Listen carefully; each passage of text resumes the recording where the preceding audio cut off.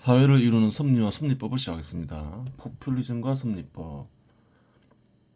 정부에게 권력이 주어진 이유는 사회적으로 필요한 기능을 수행하기 위해서이다. 그렇죠. 예전에 얘기했죠. 생산을 보조하는 역할을 한다 했죠. 하지만 권력은 주어진 기능을 수행하기 위해 사용될 수도 있지만 특정 개인, 특정 집단의 이익을 위해 사용될 수도 있다. 사람이 수행하니까 그런 거죠. 공적 목적으로 정책을 결정 집행하더라도 국민 다수가 반대하면 집행된 정책은 성공적으로 수행되기 어렵다. 또 그런 부분도 있는 거죠.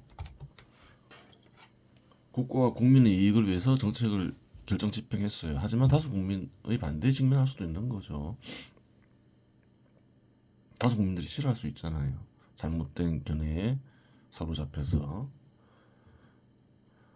또한 다수의 지지를 받지 못하는 정부는 다수의 지지를 받는 정치 결사체에게 권력을 빼앗길 위험도 있다.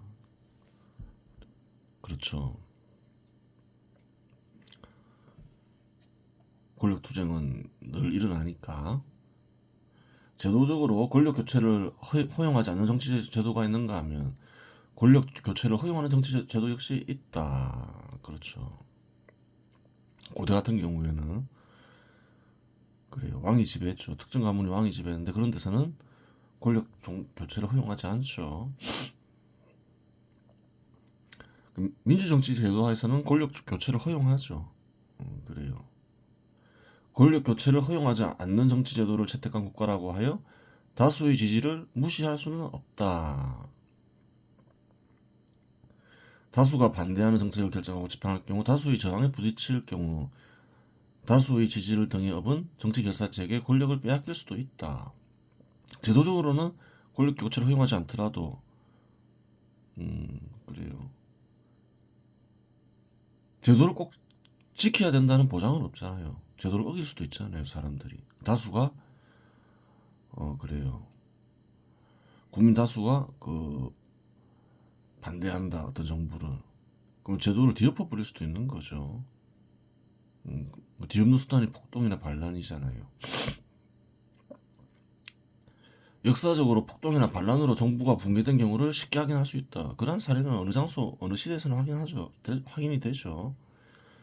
무력으로 다수를 제압할 수 있다고 생각할 수 있겠지만 다수 안에 무력을 지닌 이가 없겠는가. 하지만 권력 교체를 허용하지 않는 정치 제도하에서는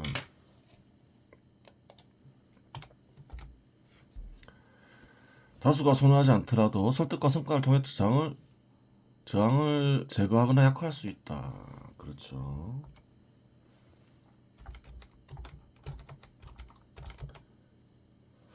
권력 교체가 허용되지 않는 곳에서라도 다수의 지지를 무시할 수는 없죠. 그러면 국가의 병구가 발생할 수 있죠.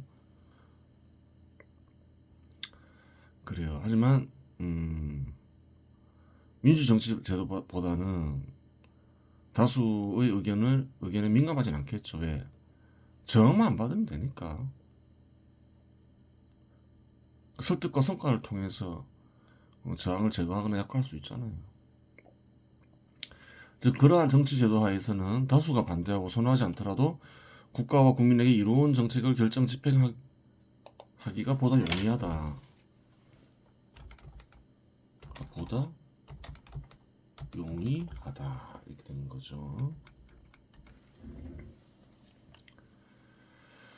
한편 권력 교체를 허용하는 민주 정치 제도 하에서는 다수의 지지를 얻지 못하는 정치 결사체는 집권하더라도 권력을 계속 유지할 수 없다. 그럼 불가능하죠. 권력 교체가 허용되지 않는 곳에서는 다수의 지지를 얻지 못하더라도 저항을 약화시키면서 설득해 나가면서 유지해 나갈 수가 있는데 민주 정치 제도에서는 불가능하잖아요. 선거를 일정 기간에 매번 하니까. 통상 민주 정치 제도는 선거 제도를 임기 제도와 결합해 시행하는데 이 경우 선출된 공직자는 공직을 포기할 생각이 없는 한 다수가 선호하지 않는 정책을 결정하여 집행하기 어렵다. 그렇죠. 공직자나 정치 결사체는 그러한 성격을 가질 수밖에 없죠. 결국 다수의 지지를 받을 수 있고 다수에게 이익이 되는 것처럼 보이는 정책을 집행하기가 쉽다. 이러한 정책이 국가와 국민에게 실제로 이익이 되면 그나마 다행이지만 국가와 국민에게 해로운 경우가 일반적이다. 그렇죠. 다수가 좋아하는 정책이 국가와 국민에게 이롭냐 이롭지 않냐는 아주 우연적인 거죠.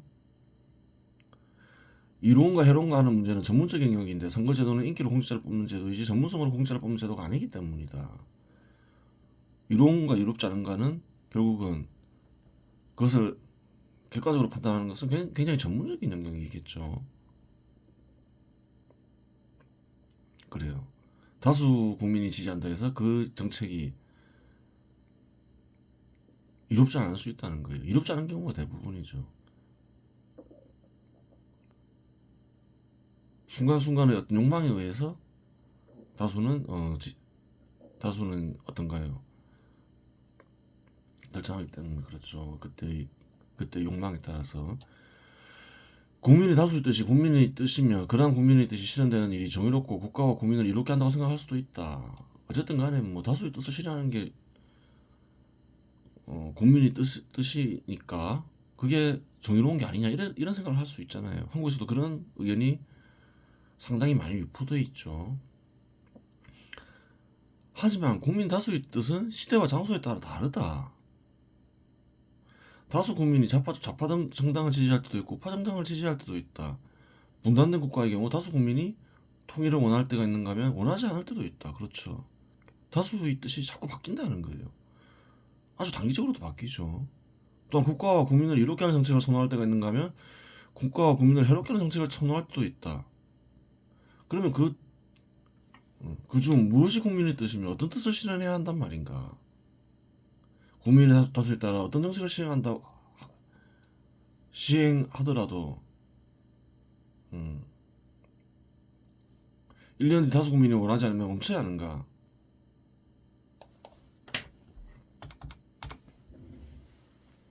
시행했는데 그렇죠.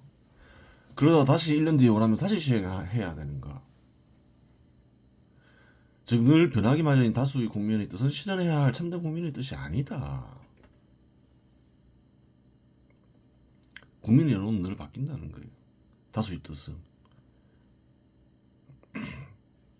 그렇죠. 최근에도 확인 가능하잖아요. 아주 빠르게 바뀌죠. 윤석열 대통령 지지율은 한때는 한 20% 정도밖에 안 됐는데 50%가 넘어갔다는 여론조사도 있죠. 민주당은 공작이라면서 조작이라면서 주장하고 있죠. 민주당은 대통령 지지율만 올라가면 조작이다 왜곡이다 그러고 있는 거죠. 40% 넘어갈 때도 그랬고.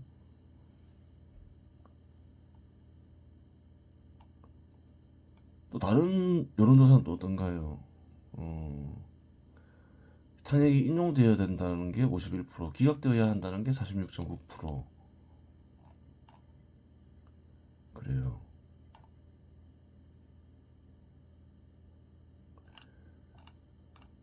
다른 여론기관에서 조사한 거죠. 탄핵을 기각되어야 한다 이렇게 생각하는 이들은 윤 대통령을 지지하는 이들로 볼 수 있는 거죠.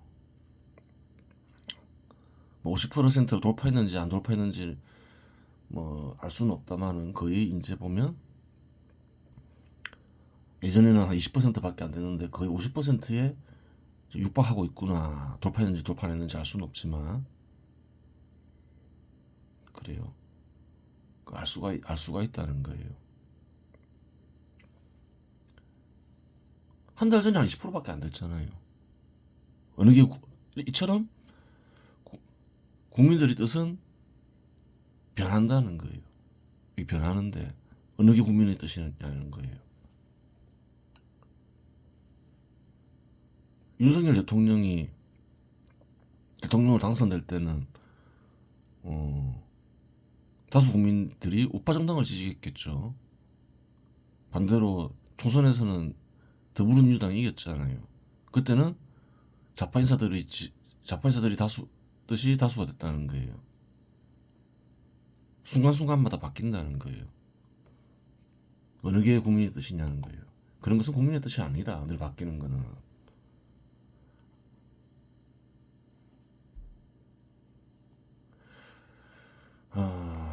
늘 변하기 마련인 다수 국민의 뜻은 실현해야 할 참된 국민의 뜻이 아니다. 결국 참된 국민의 뜻은 변하지 않아야 되겠죠. 섭리에 입각하여 국가와 국민을 이롭게 하는 것이다. 이롭게 하는 뜻이다. 섭리에 입각해야 된다 이 말인 거죠. 즉 섭리법의 실현이 참된 국민의 뜻이다. 그 이유는 국민은 국가가 번영하고 자신과 국가 구성원들이 만족한 삶을 살기를 원하는데 그것은 변하지 않죠. 누구나 국가가 번영하고 자신이나 국민들이 그래요. 행복하고 만족한 삶을 살기를 원하겠죠. 그런 것은 변하는 게 아니죠. 근데 왜 섭리법의 실현이 참된 국민의 뜻이라 하나요? 일단 바뀌지 않고 그러한 연문은 섭리법에 의해서만 달성될 수 있기 때문이다. 그래서 그렇다는 거예요. 변하지 않는. 그래요. 결국 참된 국민의 뜻은 국민의 탈을 쓴 신의 뜻이다. 섭리법을 있게 하는 존재는 섭리를 있게 하는 존재, 즉 신이기 때문이다. 그렇죠. 그렇게 되는 거예요. 섭리를 있게 하는 존재는 신인 거죠. 섭리법의 실현은 뭔가요? 그러니까 참된 국민의 뜻은 뭔가요? 결국은 섭리법을 실현하는 것이니까 섭리는 신이 있게 하니까 참된 국민의 뜻은 결국은 뭐냐? 국민의 탈을 쓴 신의 뜻이다. 이렇게 되는 거예요. 정치인은 권력을 얻거나 유지하기 위해 다수 국민의 욕망을 자극하며 섭리법에 어긋난 정책을 시행할 수 있다. 그렇죠. 그런 현상은 얼마든지 관찰할 수 있죠. 늘 관찰되죠. 민주정치 제도 하에서는. 즉 섭리법에 어긋난 정책으로 다수 국민을 타락시키는 정책을 포퓰리즘 정책으로 규정할 수 있다. 그렇죠. 정책으로 국민의 욕망을 자극하며 그렇죠. 이러한 정책이 섭리법을 중대하게 위반했을 때에는 국가는 단기간에 크게 쇠퇴하거나 멸망할 수 있다. 국가가 그대들의 인생을 다 국민들의 인생을 다 책임져 주겠다. 일단 다 공무원이 되라. 너희들 재산 다 국가에 헌납해라.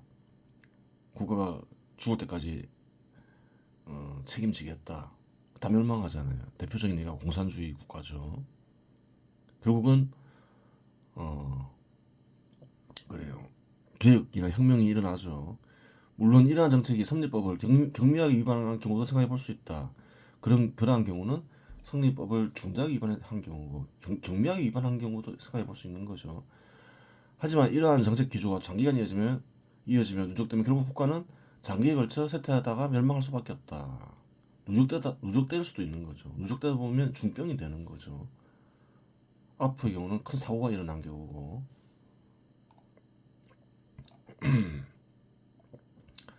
선출로 고위공직자를 선출하는 민주정치 제도 하에서 포퓰리즘 정책의 난무는 필연적이며 이에 대한 아무런 대처가 없다면 민주정치 제도를 도입한 국가는 필연적으로 쇠퇴하다가 멸망한다. 그래요. 인기를 얻기 위해서, 선출되기 위해서 계속 욕망을 자극하면서 포퓰리즘 정책을 시행하려고 하죠. 한국도 그러하죠. 그러면 결국 어떻게 되나요? 그러한 국가는 필연적으로 쇠퇴하다가 멸망한다. 그래요. 민주정치 제도는 아무런 대체 없이 그냥 시행하면 결국 멸망한다는 거예요. 누구나 확인이 가능하죠, 현실에서. 그러면 어떻게 대처하면 멸망하지 않을 수 있을까? 전부는 아닐지라도 다수 국민들에게 섭리법이 전파되어 다수 국민들에게 섭리법을 수호하고자 하는 의지가 생기면 된다. 그러한 곳에서는 포퓰리즘 정책을 내세우면 선출될 수 없으니 포퓰리즘 정책은 중단되며 그러한 곳에서는 민주정치 제도를 유지하더라도 쇠퇴하거나 멸망하는 일이 없다. 섭리법이 전파되어서 다수 국민들에게 섭리법을 수호하고자 하는 의지가 생겨야 된다는 거예요. 섭리법에 어긋난 포퓰리즘 정책을 시행하려고 하는 그래 공직자나 정치 결사체가 그런 곳에서는 권력을 얻을 수 없겠죠. 그러면 중단된다는 거예요.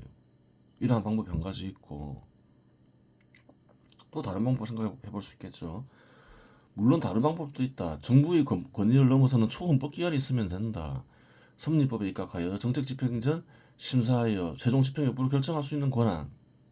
그렇죠. 정책을 집행하려고 해요. 근데 초헌법 기관을 거치게 돼 있어요. 아, 이것은 섭리법에 어긋나니까 하지 마. 그러면 어떤가요? 포퓰리즘 정책은 시행될 수가 없겠죠. 권한과 집행되는 정책 중 섭리법에 어긋난 정책을 중단할 수 있는 권한이 주어진다면 포퓰리즘 정책의 시행을 막을 수 있다. 그렇죠. 어떤 정책이 시행됐는데 판단이 잘 안 서요. 근데 장기간에 걸쳐 보니까 포퓰리즘 정책이에요. 그럼 중단해야 되겠죠. 근데 그런 권한이 있는 기관이 있어야 된다는 거예요. 초헌법 기관이 되는 거죠. 이러한 경우는 민주정치제도의 결함을 보완하기 위해 전문성에 바탕한 권위주의 정치제도를 민주주의 정치제도에 결합한 경우이다. 그렇게 되는 거죠. 두 개를 결합할 수도 있는 거예요. 서로의 장점을 살려서 두 방식 중 하나의 방식을 선택할 수도 있고 두 방식 모두 선택하여 시행할 수도 있을 것이다. 그래요. 그러니까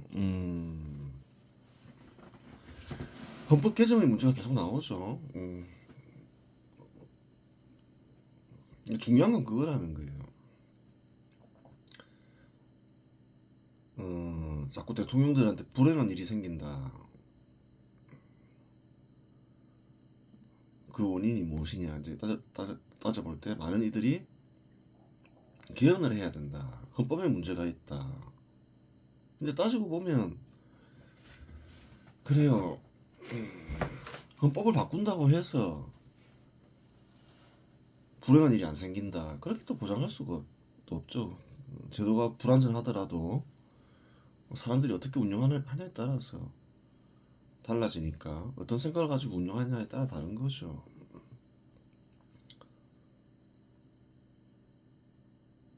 사람들이 못되게 정치를 하면 어떤 제도를 도입하더라도 뭐 별 방법이 없다는 거예요, 사실은.